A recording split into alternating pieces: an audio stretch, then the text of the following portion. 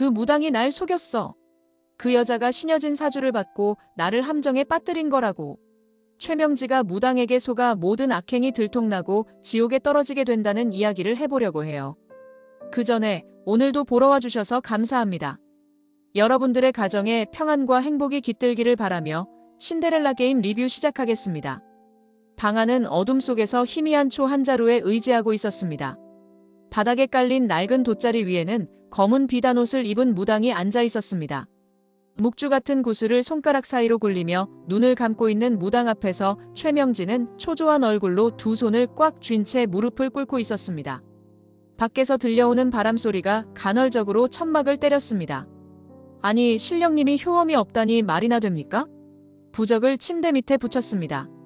신여진 방에도 붙였고 그 유진이라는 애 방에도 붙였습니다. 그런데 유진이가 돌아오기는커녕 오히려 일이 꼬이는 것 같습니다. 최명진은 숨을 몰아쉬며 목소리를 높였습니다. 무당은 천천히 눈을 떴습니다. 날카로운 눈빛이 최명진을 꿰뚫어 보았습니다. 감히 신령님을 의심하는 것이냐? 낮게 울리는 목소리가 방 안의 공기를 흔들었습니다. 무당의 손끝이 최명진을 가리키며 떨렸습니다. 부적이 효험이 없는 것이 아니라 네가 신령님의 뜻을 모르는 것이다. 최명진은 순간 움찔하며 뒷걸음질 치듯 몸을 뒤로 젖혔습니다. 하지만 곧 얼굴을 굳히고 다시 다가섰습니다. 그러니까요. 부적이 무슨 뜻이 있느냐고 묻고 있는 겁니다. 혹시 그 유진이라는 애 진짜가 아니고 가짜가 아닐까 해서요. 신령님께서 알려주셔야 하는 것 아닙니까? 무당은 손에 들고 있던 구슬을 탁자에 내려놓으며 입가에 미소를 띄웠습니다. 네가 답을 알고 있다. 무당의 목소리는 차갑고 단호했습니다. 진짜인지 가짜인지 묻지 마라. 신령님은 속일 수 없다. 의심하는 너야말로 답을 알고 있지 않느냐? 순간 최명지의 눈썹이 꿈틀거렸습니다. 답을 안다고요? 무슨 말을 하는 겁니까? 난 아무것도 모릅니다. 유진이가 돌아오면 세영이가 밀려날 게 두렵긴 합니다. 그렇지만 진짜 가짜를 분명히 해야 하지 않겠습니까? 최명진은 목소리를 높이며 강하게 대꾸했습니다. 무당은 천천히 자리에서 일어났습니다. 바닥에 들이운 그림자가 최명진을 덮었습니다. 윤유진이가 내 손에 있으니 그게 답이다. 손끝으로 최명진을 가리킨 무당은 의식을 시작하듯 짧게 한숨을 내쉬었습니다. 의심을 품는 순간 신령님은 등을 돌린다. 진짜든 가짜든 내 마음이 닫혀있다면 윤세영 차례는 돌아오지 않을 것이다. 최명진은 눈을 질끈 감았습니다. 한동안 무당의 목소리가 울리는 것처럼 귓가에 맴돌았습니다. 초가 흔들리는 사이 최명지의 마음도 흔들렸습니다. 한참을 앉아있던 최명진은 숨을 가다듬고 조용히 입을 열었습니다. 신령님이 정말 제 소원을 들어주시는 거겠죠? 무당은 등을 돌리며 장작불이 타는 쪽으로 다가갔습니다. 불꽃이 튀며 어둠 속에서 작은 빛을 냈습니다. 알고 싶다면 기다려라. 지금은 말할 때가 아니다. 하지만 명심하라. 신령님을 모욕하면 모든 것을 잃게 될 것이다. 방을 나서는 최명지의 발소리가 바닥을 밟으며 길게 울렸습니다. 밖으로 나서자 차가운 바람이 최명지의 머리칼을 휘날렸습니다. 하지만 최명지는 입술을 깨물며 되뇌었습니다. 진짜인지 가짜인지 반드시 밝혀낼 거야. 세영이를 지키기 위해서라면 뭐든 할 거야. 혜성그룹 건물 1층의 카페는 오후 햇살이 창문을 통해 부드럽게 들어오고 있었습니다. 테이블에 앉은 구하나는 잔뜩 풀이 죽은 얼굴을 하고 있었습니다. 대각선에 앉은 황진구는 따뜻한 커피잔을 손에 쥔 채 구하나를 지켜보며 고개를 살짝 기울였습니다. 구하나 씨, 무슨 일 있었어요? 오늘 얼굴이 너무 어두워 보이는데요. 황진구는 걱정스러운 표정으로 물었습니다. 구하나는 고개를 끄덕이며 한숨을 길게 내쉬었습니다. 오늘 윤 팀장에게 실수를 했어요. 앞으로 사촌으로 지내야 할 사이인데 잘해보고 싶었거든요. 그런데 황진구는 눈썹을 살짝 찡그리며 고개를 끄덕였습니다. 무슨 실수였는데요? 윤세영이 뭐라고 하던가요? 구하나는 손끝으로 컵을 만지작거리며 작게 대답했습니다. 윤 팀장에게 커피를 가져다 줬는데 윤 팀장이 실수로 커피를 쏟았거든요. 그러다 그만. 말을 망설이던 구하나는 황진구를 힐끔 쳐다보았습니다. 윤 팀장 부적이 커피에 젖어서 망가졌어요. 황진구의 표정에 미세한 변화가 일어났습니다. 부적이요? 구하나는 부끄러운 듯 고개를 푹 숙였습니다. 네, 작게 접어서 가지고 다니는 부적 같았어요. 윤 팀장이 그 부적을 꽤 신경 쓰는 것 같던데. 제가 망가뜨린 셈이라 미안하더라고요. 황진구는 고개를 끄덕이며 생각에 잠긴 듯한 표정을 지었습니다.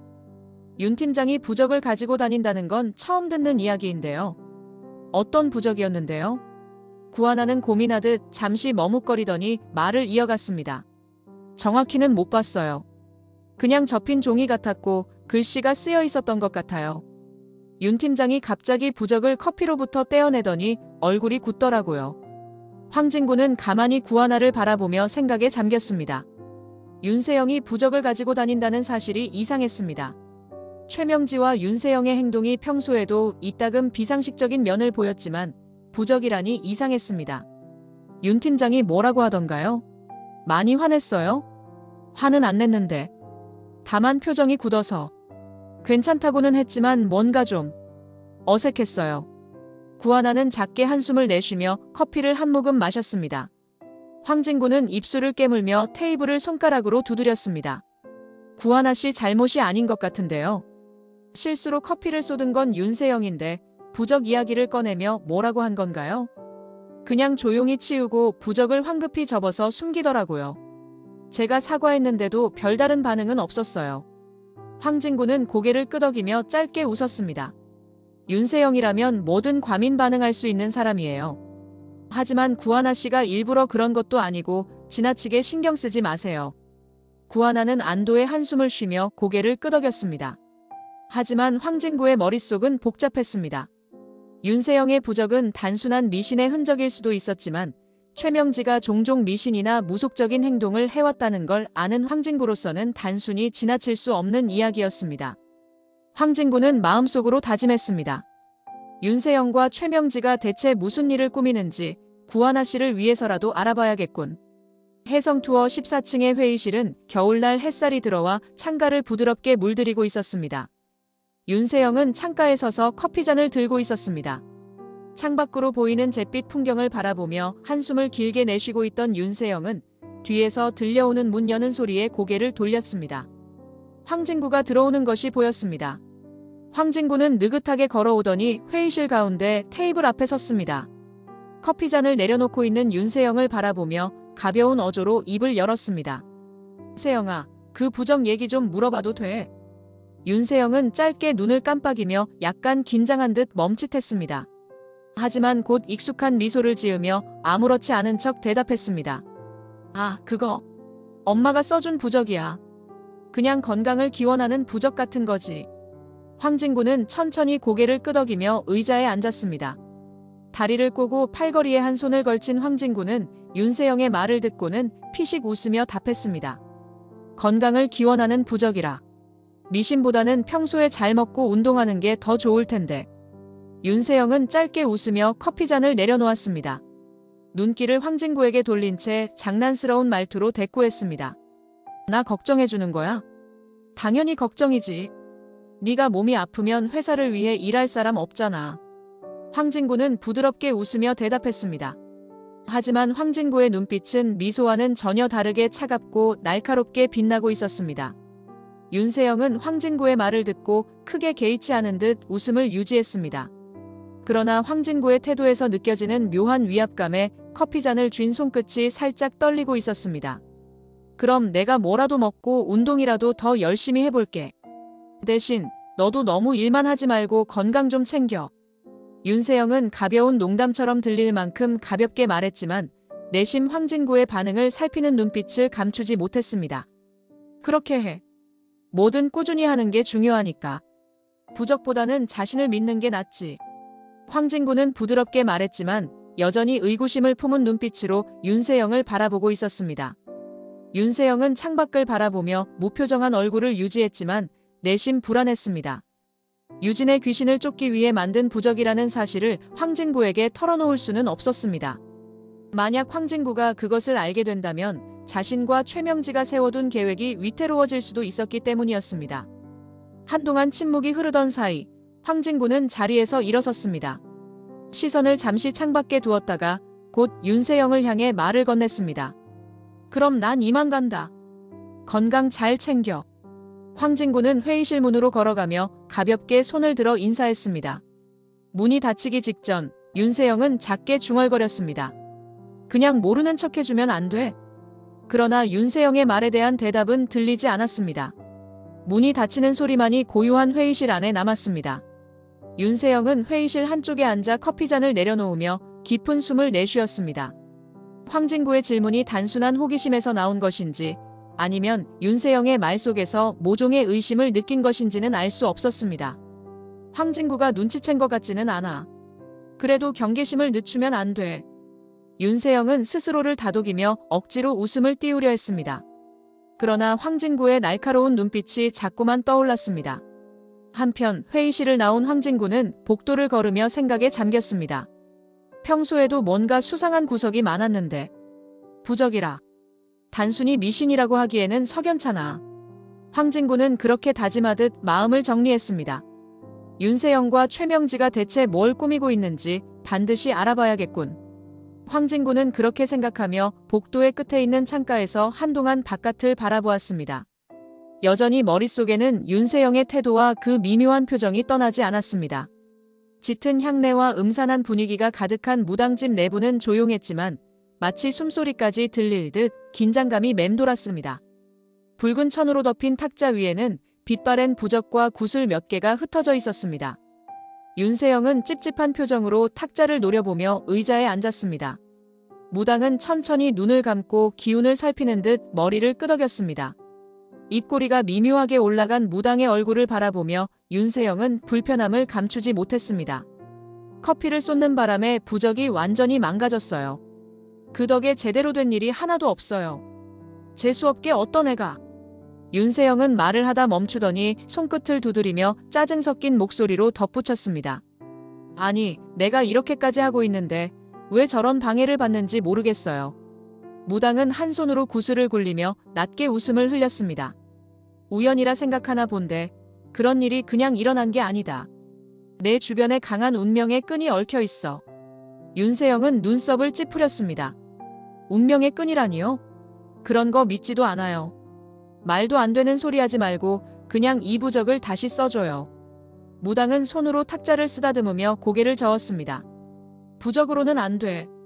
이런 건 부적 다시 써본들 소용없어. 윤세영은 무당의 말을 믿고 싶지 않은 듯 코웃음을 쳤습니다. 그러면 뭘 해야 된다는 건데요? 그 운명의 끈이라는 거 끊을 수 있기는 해요. 무당은 눈을 가늘게 뜨며 윤세영을 똑바로 쳐다보았습니다. 끊을 수 있지. 하지만 부적으로는 안 돼. 굿을 해야 끊을 수 있어. 굿이라는 말에 윤세영은 불쾌하다는 듯 고개를 젖히며 날카로운 어조로 물었습니다. 굿이요? 그렇게까지 할 필요는 없을 것 같은데요. 단순히 운명의 끈이라면서요. 그거 하나 끊으려고 굿까지 할 이유가 있나요? 무당은 여전히 침착한 목소리로 대답했습니다. 운명의 끈은 사람과 사람을 엮는 거다. 네가 말한 그 애하고도 뭔가 엮여 있을 거다. 강하면 강할수록 그냥 놔둬선 안 돼. 끊으려면 반드시 굿을 해야 돼. 윤세영은 탁자 위를 손바닥으로 가볍게 치며 자리에서 일어섰습니다. 알겠어요. 무슨 말인지는. 하지만 굿 같은 건 제 결정만으로 못해요. 엄마한테 물어보고 결정하겠습니다.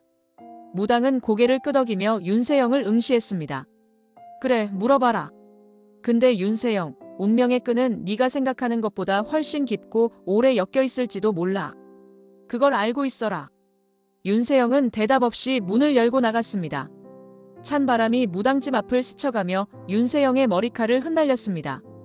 무당은 윤세영의 뒷모습을 한참 바라보다가 탁자를 정리하며 혼잣말로 중얼거렸습니다. 운명이란 건 생각보다 끈질기게 따라다니는 법이지.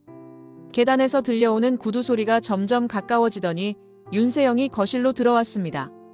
피곤한 기색이 역력한 윤세영은 소파에 털썩 앉으며 핸드백을 내려놓았습니다.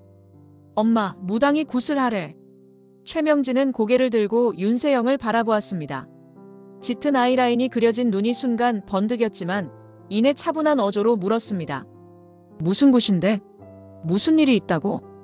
윤세영은 긴 머리를 한쪽으로 넘기며 무당에게 들은 이야기를 전했습니다. 운명의 끈이니 뭐니 하면서 나랑 구하나가 엮여 있다는 거야. 부적으로는 안 되고 굿을 해야 끊을 수 있다고 했어. 최명진은 천천히 몸을 앞으로 기울이며 윤세영의 말을 곱씹었습니다. 찻잔을 집어든 최명진은 한 모금을 마신 후 낮게 한숨을 내쉬었습니다. 그 무당 말이 맞는 것 같아. 나도 요즘 뭔가 좀 찜찜하다고 느꼈거든. 굿을 하자. 윤세영은 놀란 표정으로 최명진을 바라보았습니다. 엄마, 진짜 굿까지 해야 돼? 이건 좀 오버 아닌가? 최명진은 찻잔을 내려놓으며 단호한 목소리로 말을 이었습니다. 세영아, 죽은 유진이가 살아 돌아온다는 건 말이 안 되는 소리야. 그런데도 이상하게 자꾸 유진이 이야기가 나오고 너까지 일이 꼬이고 있잖아.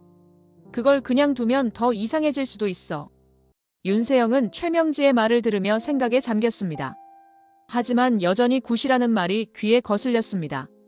그래도 유진이 귀신을 달래면 뭐가 달라진다는 건데. 최명진은 윤세영을 바라보며 목소리를 낮췄습니다. 귀신이라는 게 원한을 품으면 살아있는 사람에게 해를 끼칠 수도 있어. 네가 지금 이렇게 일이 꼬이는 것도 유진이 귀신이 내 자리를 뺏으려고 하는 거라면 굿을 해서 그 애를 달래면 내 일도 잘 풀리고 이상한 일도 멈출 거야. 윤세영은 최명지의 설명을 듣고 천천히 고개를 끄덕였습니다. 마음 한구석에 여전히 의문이 남아 있었지만 최명지가 이렇게까지 확신하는 모습에 더는 반대하지 않았습니다. 알겠어. 굿을 하자고 할게.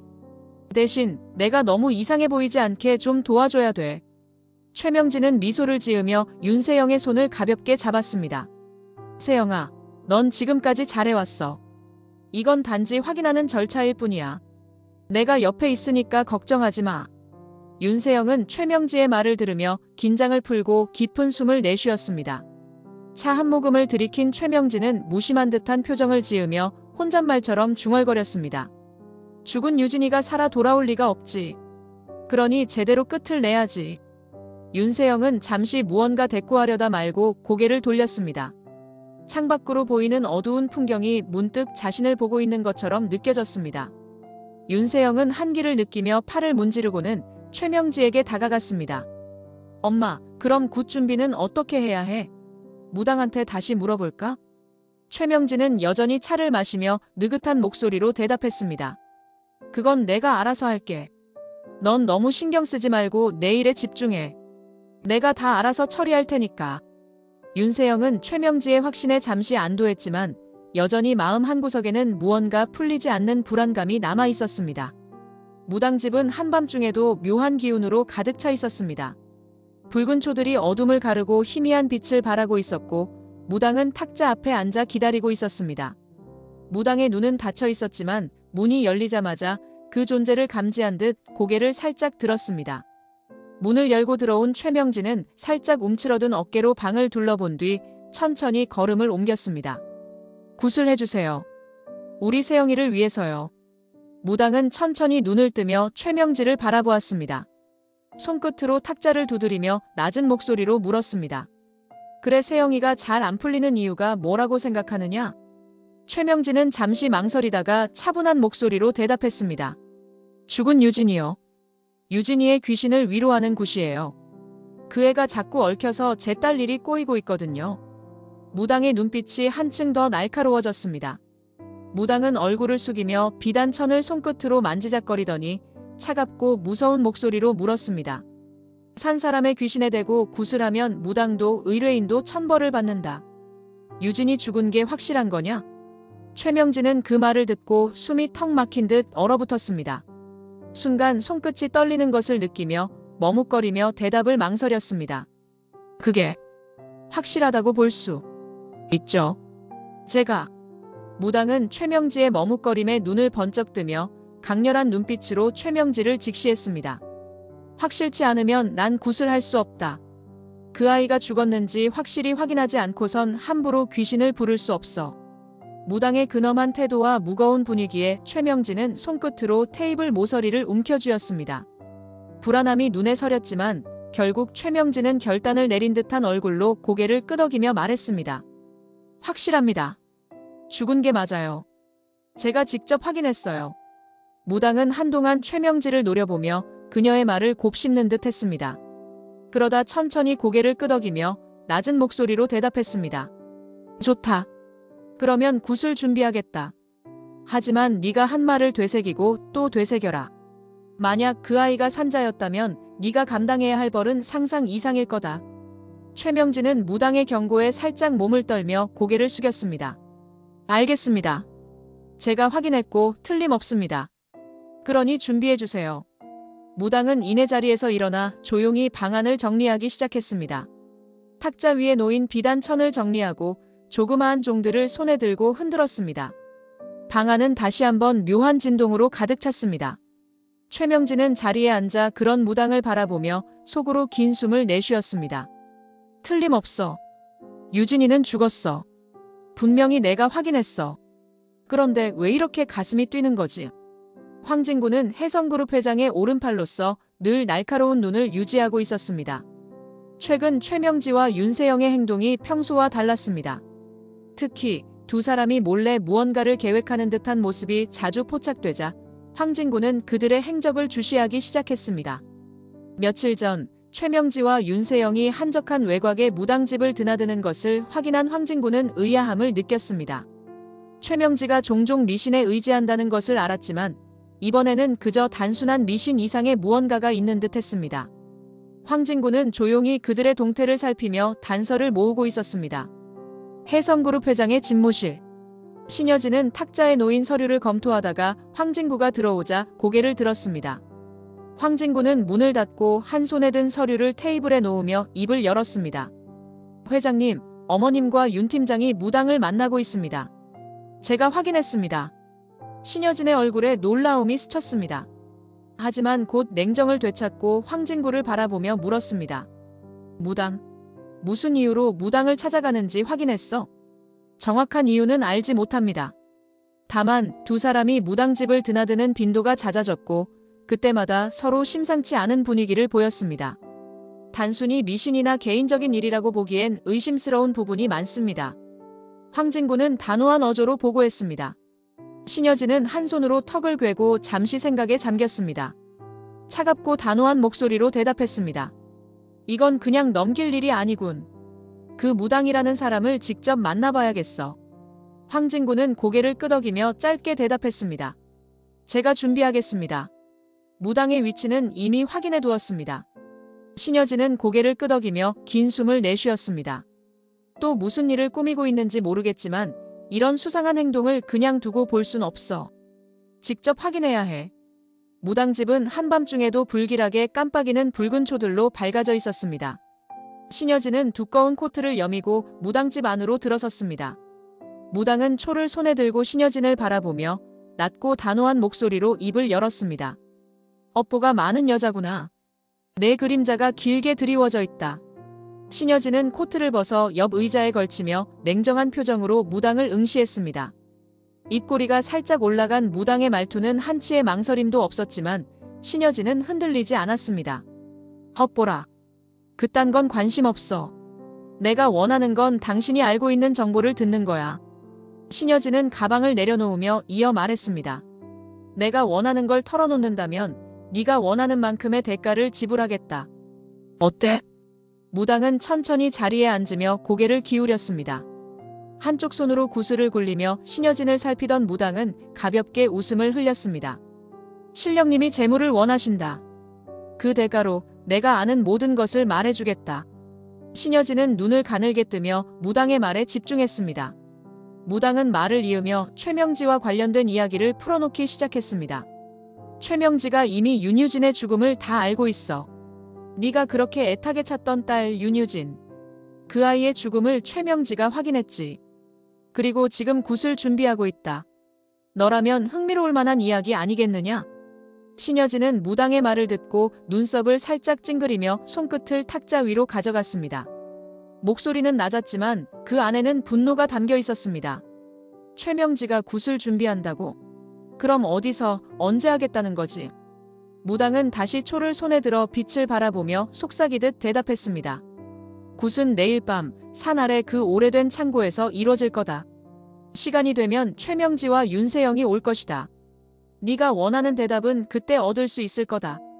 신여진은 깊게 숨을 내쉬며 무당의 말에 담긴 의미를 곱씹었습니다. 한동안 침묵하던 신여진은 천천히 일어서며 말을 이었습니다. 좋아. 네가 알려준 정보가 사실이라면 너는 원하는 걸 얻게 될 거야. 하지만 만약 거짓이라면 넌 대가를 치르게 될 거다. 무당은 대답 대신 웃음만 흘렸습니다. 신여진의 뒷모습을 바라보며 중얼거리듯 말했습니다. 업보는 거스를 수 없는 법. 그게 아무리 큰 재물이라도 말이지. 무당집을 나선 신여진은 차 안에서 깊은 생각에 잠겼습니다. 최명지가 유진이 죽음을 알고도 숨겼다. 아니, 혹시 최명지가 유진을 해친 건 아닐까? 신여진의 머릿속은 복잡한 의문으로 가득 찼습니다. 창밖으로 흘러가는 어두운 풍경을 바라보며 신여진은 굳은 결심을 내렸습니다. 내 딸을 찾으려면 이 거짓된 관계부터 끝내야 해. 달빛이 희미하게 비추는 외진 산기슭, 한적하고 음산한 공기가 감돌고 있었습니다. 최명진은 굿을 준비하느라 온몸에 땀이 났지만 차가운 겨울밤의 공기에 떨고 있었습니다. 제단 위에 놓인 붉은 초와 충문이 바람에 흔들리며 최명지의 불안한 마음을 그대로 드러내고 있었습니다. 최명진은 무당이 오기로 한 시간을 몇 번이나 확인하며 초조하게 시계를 들여다보았습니다. 시간이 지나도 무당은 나타나지 않았습니다. 그때 멀리서 차량의 불빛이 산길을 따라 서서히 다가왔습니다. 최명진은 희망 섞인 눈으로 차를 바라보며 중얼거렸습니다. 드디어 오나? 이렇게 늦게 오면 어떡해? 하지만 차에서 내린 사람을 보자마자 최명지의 얼굴이 창백하게 변했습니다. 차에서 나온 것은 무당이 아니라 신여진이었습니다. 신여진의 냉혹한 눈빛이 한순간에 최명지를 짓눌렀습니다. 형님? 형님이 여긴 어떻게? 최명진은 뒷걸음질치다 그만 돌부리에 걸려 자빠졌습니다. 떨리는 손으로 땅을 짚으며 간신히 일어서려 했지만 신여진의 냉정한 목소리가 그녀를 얼어붙게 만들었습니다. 이게 다 뭐야? 이곳은 대체 누구를 위한 거지? 신여진은 천천히 걸음을 옮기며 제단 위에 놓인 충문을 손에 들었습니다. 종이에 적힌 글씨를 읽던 신여진의 손끝이 미세하게 떨리더니 이내 충문을 찢을 듯 움켜쥐었습니다. 유진의 귀신을 위로한다고? 최명지, 네가 유진을 죽인 거지. 네가 우리 유진이를 죽이고 이렇게 굿까지 버리려 했던 거야. 신여진의 목소리가 차갑게 울려 퍼지자 최명진은 고개를 숙인 채 말을 잇지 못했습니다. 손끝은 바들바들 떨리고 입술은 파르르 떨렸습니다. 신여진은 충문을 최명지의 앞에 내던지며 날카롭게 몰아붙였습니다. 네가 내 딸을 어떻게 한 건지 말해. 진실을 말하라고 최명지. 최명지는 결국 주저앉으며 눈물을 쏟기 시작했습니다. 어깨가 들썩이며 흐느끼는 목소리로 중얼거렸습니다. 아니, 형님 그게 아니라. 신여진은 한 걸음 더 다가서며 최명지를 내려다보았습니다. 차가운 바람에 최명지의 흐트러진 머리칼이 흔들리고 그녀의 목소리는 점점 더 작아졌습니다. 유진이는 죽었어요. 다 끝났다고요, 형님. 신여진은 최명지의 말을 듣고도 조금도 흔들리지 않은 채 그녀를 바라보았습니다. 눈에는 분노와 슬픔이 뒤섞인 감정이 번졌습니다. 끝났다고? 아니, 이제 시작이야. 네가 우리 유진이한테 무슨 짓을 했는지 내가 끝까지 파헤칠 거야. 최명진은 더 이상 아무 말도 하지 못한 채 흐느끼며 땅바닥에 주저앉아 있었습니다. 신여진은 차가운 눈빛으로 최명지를 내려다보며 그 자리를 떠나지 않았습니다. 달빛 아래 굿을 위해 마련된 제단은 폐허처럼 어지럽혀져 있었고 신여진과 최명지 사이의 긴장감은 한치의 숨 돌릴 틈도 허락하지 않았습니다. 이번 영상 재미있으셨으면 구독과 좋아요 부탁드립니다. 구독은 저에게 큰 응원이 됩니다. 오늘도 시청해주셔서 감사합니다.